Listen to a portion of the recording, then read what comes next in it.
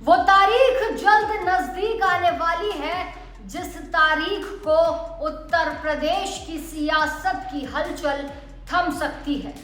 ये तय हो सकता है कि अब मुख्यमंत्री उत्तर प्रदेश के योगी आदित्यनाथ रहेंगे या फिर केशव प्रसाद मौर्य रहेंगे। अब योगी आदित्यनाथ और केशव प्रसाद मौर्य आमने सामने आने वाले हैं। दरअसल उत्तर प्रदेश में सियासी हलचल तभी से तेज हो गई जब से ये माना जा रहा था कि केशव प्रसाद मौर्य बीजेपी में रहते हुए अगर ये बयान दे रहे हैं कि संगठन सरकार से बड़ा है तो उन्हें योगी आदित्यनाथ की कुर्सी चाहिए।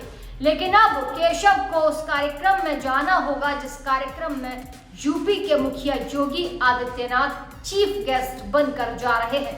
कहाँ है ये मीटिंग, क्या कुछ होगा इस मीटिंग में, क्यों रखी जा रही है ये मीटिंग और अब उत्तर प्रदेश की सियासत में क्या कुछ होने वाला है, चलिए हम आपको बताते हैं इस रिपोर्ट में। आ गई फैसले की घड़ी। 29 जुलाई को सीएम योगी और केशव प्रसाद मौर्य होंगे आमने सामने। 29 का रण जो जीतेगा वही सिकंदर बनेगा। लखनऊ में होने जा रहा बड़ा सियासी घटनाक्रम। योगी या कोई और, क्या आपको भी चाहिए नया सीएम या योगी राज में खुश हैं?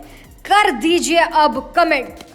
बता दें कि सीएम की कुर्सी को लेकर यूपी में चल रही सियासत का अंदाज आप इसी बात से लगा सकते हैं कि 29 जुलाई को लखनऊ में कुछ ऐसा होने वाला है जिसके बाद या तो योगी के विरोधी हमेशा हमेशा के लिए शांत हो जाएंगे या फिर योगी बाबा खुद मठ में लौट जाएंगे, क्योंकि उनकी डिक्शनरी में समझौता नाम का कोई शब्द है ही नहीं। ये समझना जरूरी है कि 5 दिन बाद प्रदेश की सियासत में क्या फेरबदल होने वाला है। बीजेपी का पिछड़ा वर्ग मोर्चा की प्रदेश कार्य समिति की बैठक 29 जुलाई को बुलाई गई है।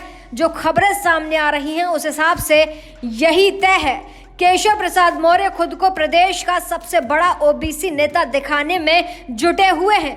यूपी में ओबीसी की आबादी 50% से भी ज्यादा है, जबकि ठाकुर 13% है, यानी कि आंकड़ों में केशव योगी पर भारी है और मीटिंग में भी ये बात दिख सकती है।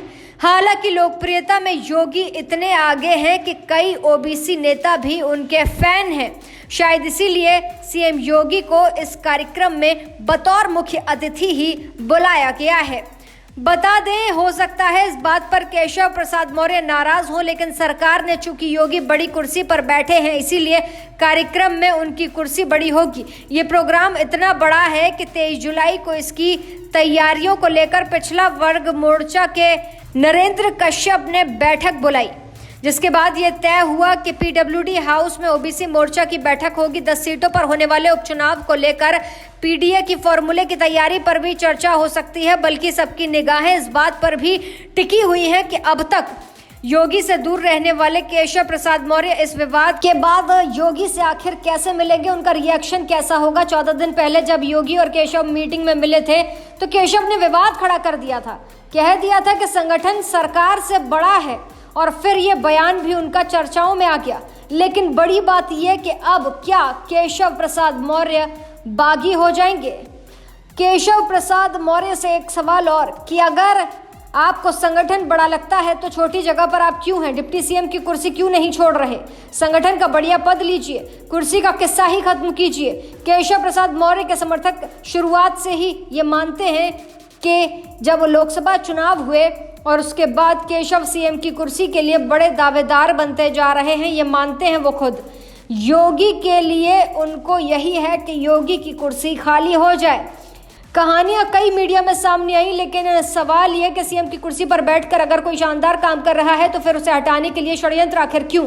योगी के खिलाफ साजिश आज से नहीं कई सालों से रची जा रही है, लेकिन अब वो तारीख आ गई है जब योगी या केशव आमने सामने होंगे और दोनों में से कोई एक भी तय हो सकता है। ऐसी ताज़ा तमाम बड़ी अपडेट्स के लिए आप देखते रहें अपना उत्तर प्रदेश।